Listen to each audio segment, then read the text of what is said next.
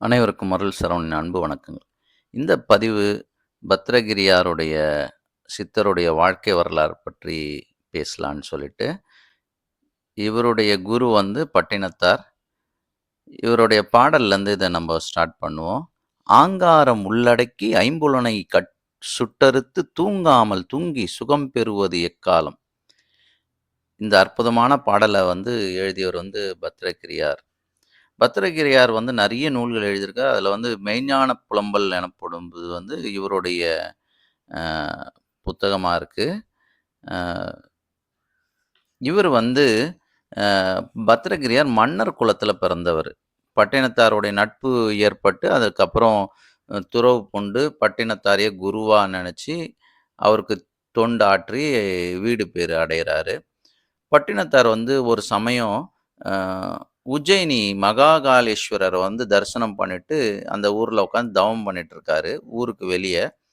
அப்போ அம் அந்த பக்கமா வந்து சில திருடங்க வந்து என்ன பண்றாங்கன்னா, ஸ் இத வந்து திருடிட்டு போம்போது வேண்டிட்டு போறது. எனக்கு கிடைச்சதுன்னா நான் அந்த சாமிக்கு அங்க இருக்கக்கூடிய விநாயகர் கோயில்ல நான் இது போடுறேன் அப்டின்ட்டு. இவனுங்க அதே மாரி திருடிட்டு வந்து ஒரு முத்து மாலைய எடுத்துட்டு வந்து அந்த விநாயகருக்காக போடுறாங்க. அந்த இருட்டுல தூக்கி போடும்போது, இது வந்து இவருடைய கழுத்துல வந்து விழுந்துடுது.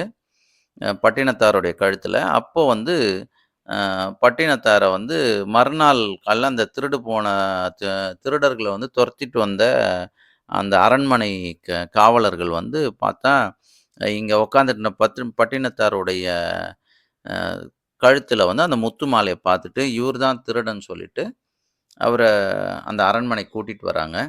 அங்க அந்த அரண்மனையோட ராஜா தான் பத்ரகிரியாரு. அப்போ பத்ரகிரியார் பார்த்துட்டு, சரி அப்ப இந்த கல்வன வந்து கழுவில் ஏற்றுங்கன்னு சொல்லி தீர்ப்பு குடுக்குறாரு.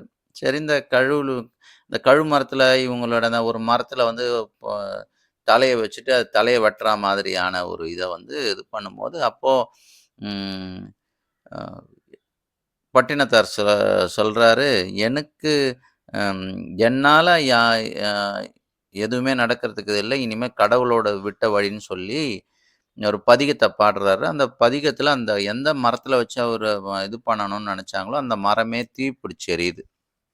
இந்த காட்சிய வந்து பத்ரகிரியார் மன்னர் பார்த்த உடனே, இந்த தவத்துக்கே இவ்ளோ பெரிய ஆற்றல் இருக்கான்னு தெரிஞ்சு, அவர வந்து அவருடைய பாதத்த பணிஞ்சு, "என்ன நீங்க சிஷ்யனா ஏத்துக்கணும்" அப்படின்னு சொல்லி, அவர் கூடவே அவர் எல்லாத்தையும் உதறி தள்ளிட்டு, அ இதுக்கு பட்டினத்தார் கூடயே திருவிடைமருதூருக்கு வந்துடுறாங்க. திருவிடைமருதூர்ல வந்து இவரு ஒரு கிழக்கு கோபுரம்னா, அவருக்கு மேற்கு கோபுரத்தில அ அ பிச்சை எடுத்து, அத வந்து இவரு வந்து குருகிட்ட குடுத்து, அவரு சாப்பிட்டது போக மீதி இவரு சாப்பிடுறாரு. இந்த மாரி செஞ்சுட்டு இருக்க காலத்துல ஒரு பெட்டை நாய் வந்து இவரு சாப்பிடும்போது வந்து நிக்கவே, அதுக்கு மீதி இருந்த குரு சாப்பிட்டு, இவரு சாப்பிட்டு மீதி இருந்தத அந்த நாய்க்கு வைக்கிறாங்க. இது வந்து கொஞ்ச நாள் இப்படியே இருக்கும்போது, ஒரு நாள் வந்து ஒரு சித்தர் வந்து, "ஐயா எனக்கு வந்து பசி எடுக்குது. எனக்கு கொஞ்சம் ஸ் அ ஏதாவது இருந்தா சாப்பாடு போடுங்கன்ற" மாரி கேட்குறாரு பட்டினத்தார்கிட்ட. பட்டினத்தார் சொல்றாரு, நானே எ பிச்சை வாங்கி சாப்பிட்டுட்டு இருக்கேன். நானே ஒரு சன்னியாசி. அந்த பக்கம் ஒரு சம்சாரி இருக்கான். அவன்கிட்ட போய் கேளுன்னு" சொல்றாங்க. இப்ப இவரு அதே மாதிரி அந்த பக்கம் கோபுரத்தாண்ட போய் இவர்கிட்ட கேட்குறாரு. என்கிட்ட இல்லப்பான்ற. இல்ல அ அங்க ஒரு சம்சார் இருக்காரு. அவர்கிட்ட கேளுன்னு அங்க ஒரு ம் சித்தர் சொன்னாரு. அதனால வந்து கேட்டேன் அப்டின்னா. எ என்ன போய் சம்சாரின்னு எத வச்சு சொல்லியிருப்பாரு என்னோட குரு. இந்த திருவோட இந்த நாய்க்குட்டி என் கூட இருக்கிறதுனால தானன்னு சொல்லி ம் அந்த இத வந்து யாசகம் எடுக்கக்கூடிய அந்த இத வந்து தூக்கி அடிக்கிறாரு. தூக்கி அடிக்கும்போது தவறுதலா வந்து அந்த நாய் மேல பட்டு அந்த நாய் இறந்து போயிடுது. பின்னாள்ல வந்து அந்த நாய்க்குட்டியா இருந்தது வந்து காசிராஜனுக்கு வந்து மகளா பிறக்குது. அதே மாரி இந்த காசிராஜனுக்கு மகளா பிறந்து, அது நல்லா வளர்ந்து மணப்பருவம் அடைஞ்ச பிறகு, அதுக்கு வந்து திருமணம் செய்விக்கிறதுக்காக அந்தணர கூப்ட்டு, எப்படி இருக்குன்னு பார்க்கறதுக்காக கூப்ட்டா, அந்த பொண்ணு வந்து சொல்லிடுது. அதனுடைய முன் ஜென்ம ஞாபகம் வந்தவுடனே, நான் வந்து திருவிடைமருதூர் போணும்.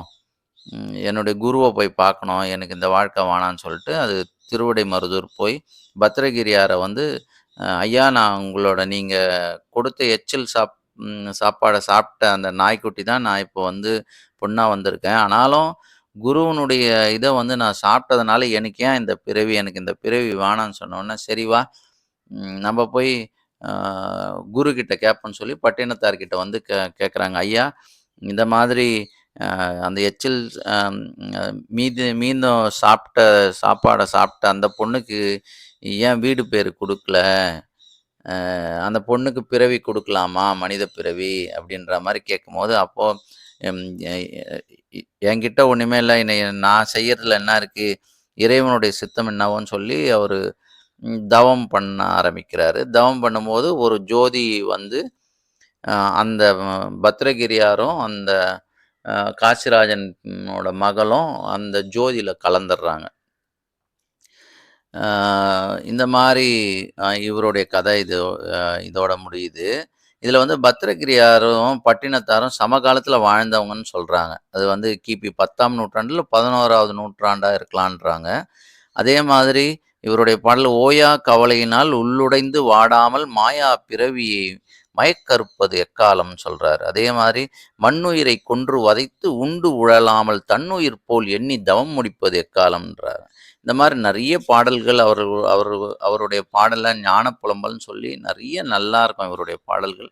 வாய்ப்பு கிடைச்சுன்னா பத்ரகிரியாரோட பாடல் படிச்சு பாருங்க. அடுத்து வந்து நம்ம கருவூரார் சித்தருடைய வாழ்க்கை வரலாறு பத்தி பார்ப்போம்.